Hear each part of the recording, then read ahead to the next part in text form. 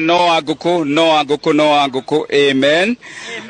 Mimi niko hapa siku ya leo nikisema nimesikia Kidiki majina yake imepelekwa bungeni na bunge iko ina mjadala wa kuipitisha Kidiki. Ile kitu mimi nataka kusema siku ya leo, the president, it is the prerogative of the president to elect his running mate, his deputy president. Kubaduliwa kwa deputy president Rigathi Gachagua ilitushika na moyo yetu, tukasikia ushungu sana.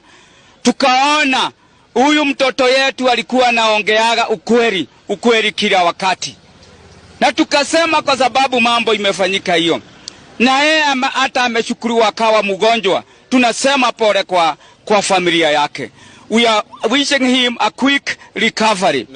Sasa sisi tunasema yeye asikuve roho. Mungu wako pamoja na yeye. Ameona mambo mengi tangu alisaliwa. Hata waia naona hii itakuja iishe na atembee kwa njia inayofaa.